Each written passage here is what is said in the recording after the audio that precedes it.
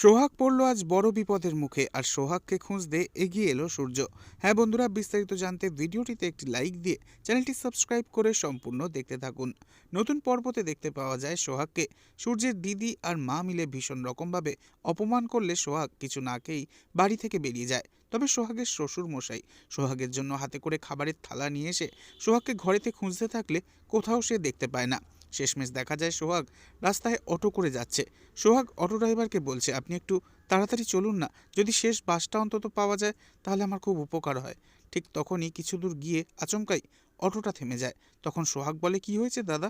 এরপর auto driver auto থেকে নেমে ব্যাপারটা দেখতে থাকে।